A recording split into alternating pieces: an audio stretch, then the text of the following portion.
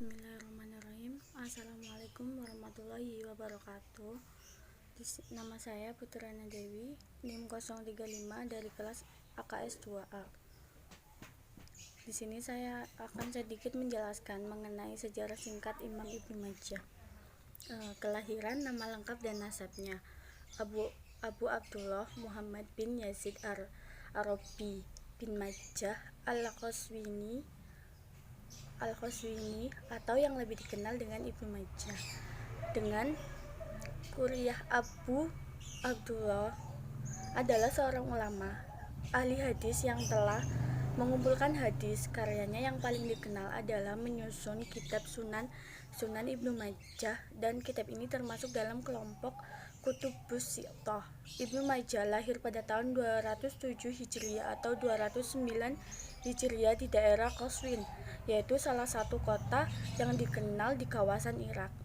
Sebutan Majah dinisbatkan kepada ayahnya Yazid, yang juga dikenal dengan sebutan Majah Mauprobat. Ada juga yang mengatakan bahwa Majah adalah ayah dari Yazid.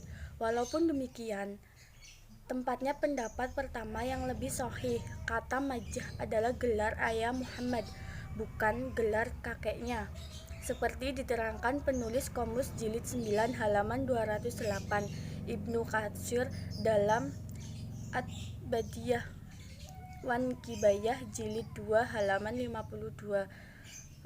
Yang berikutnya yakni tentang mengembara menuntut ilmu. Imam Ibnu Majah mulai menginjakkan kakinya di dunia pendidikan sejak usia remaja dan menekuni pada bidang hadis sejak menginjak usia 15 tahun pada seorang guru yang ternama pada kala itu, yaitu Ali bin Muhammad At-Tanafasi, atau wafat yakni pada tahun 233 Hijriah.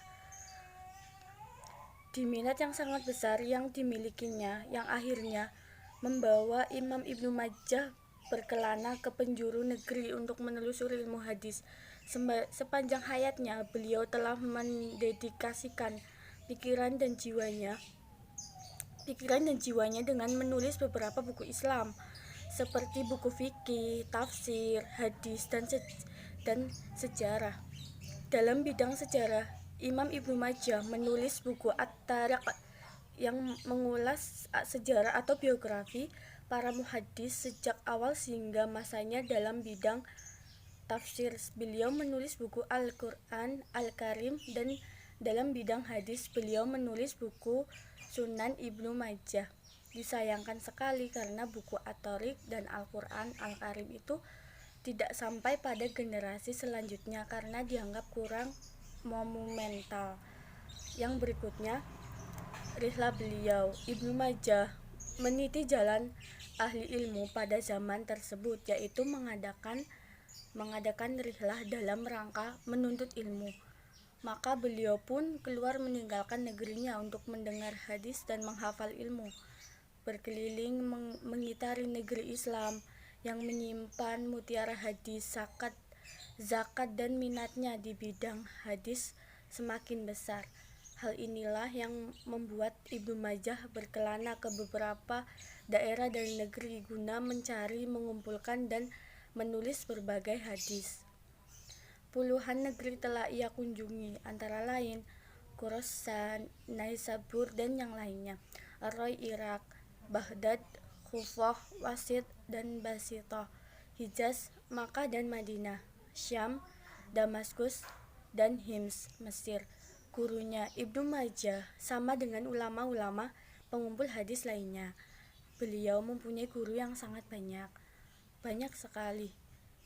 Di antara guru beliau adalah Ali bin Muhammad At-Tanafusi, Jabara bin Muhlazab bin Abdullah Az-Zubair, Suwaid bin Sa'id, Abdullah bin Muqwiyah Al-Jumayyi, Muhammad Ramhi, Ibrahim bin Muzairal Hizami, Muhammad bin Abdullah bin Numair, Abu Bakar bin Abi Syekhah, Hisham bin Ammar, Abu bil Hishaj.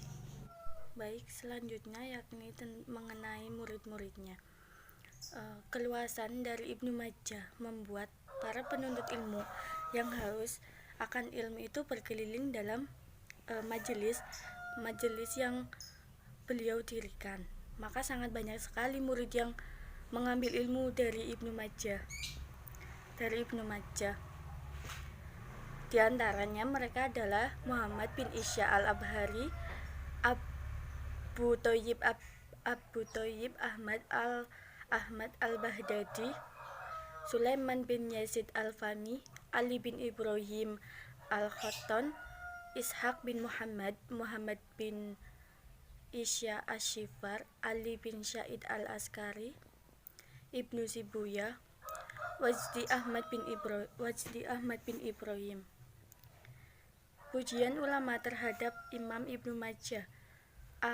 Yang pertama, Al-Hafiz Al-Halil, yakni menuturkan bahwa Imam Ibnu Majah merupakan seorang yang sikoh kobir mutafaq alaih, yakni dapat dijadikan sebagai hujjah atau memiliki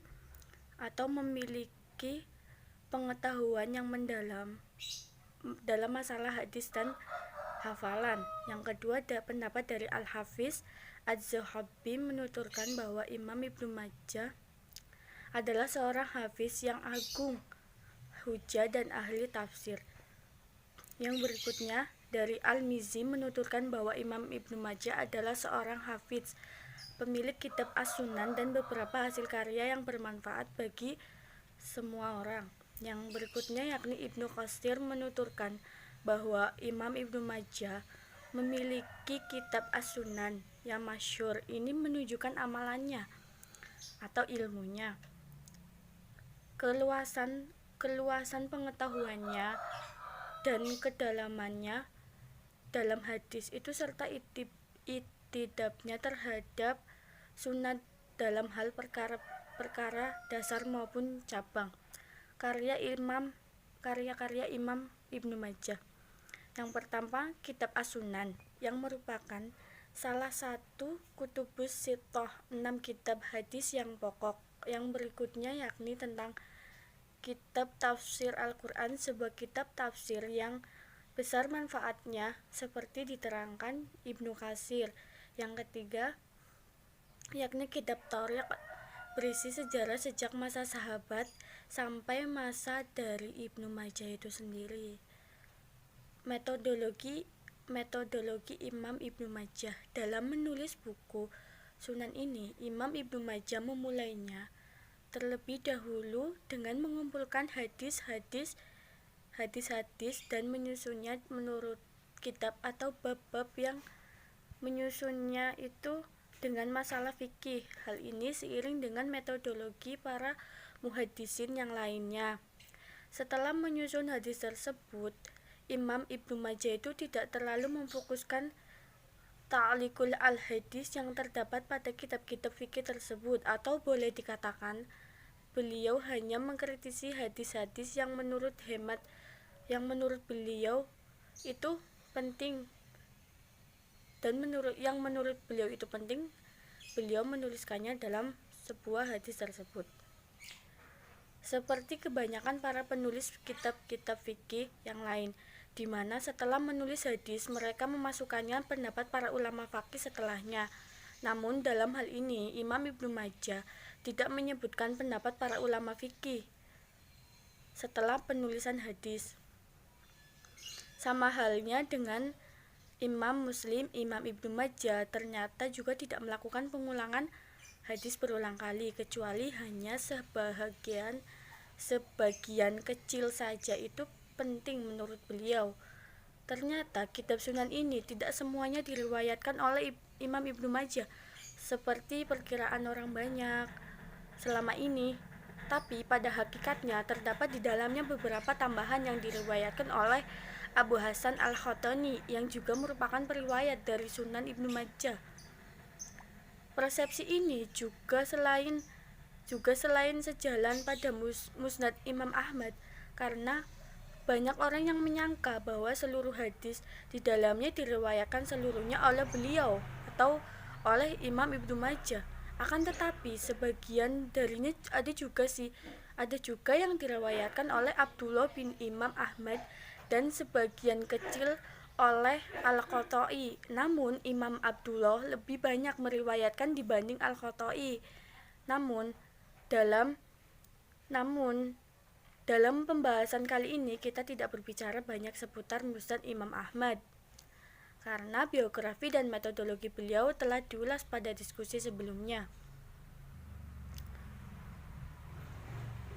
Ketika Al-Hasan Al-Qahtani mendapatkan hadis yang diriwayatkan oleh Ibnu Majah dari Sya'bah dengan perantara perawi lainnya, dan pada hadis yang sama juga beliau mendapatkan perawi selain gurunya Ibnu Majah, maka hadis ini telah sampai pada kategori hadis uluwu al-isnad, meskipun beliau hanya sebatas murid dari sang Imam Ibnu Majah, namun derajatnya sama dengan gurunya dalam substansi uluwu al-hadis tersebut. Ada juga yang berhasil disusun oleh sang imam dengan uraiannya sebanyak 32 kitab menurut Zahabi dan 1500 bab menurut Abu Al-Hasan Al-Qahtani serta 4000 hadis. Sekian penjelasan saya mengenai tokoh hadis dari Imam Ibnu Majah. Kurang lebihnya saya mohon maaf, dan tugas video ini diperuntukkan untuk mata kuliah Ulumul Quran dan Hadis. Sekian penjelasan dari saya, kurang lebihnya terima kasih. Wassalamualaikum warahmatullahi wabarakatuh.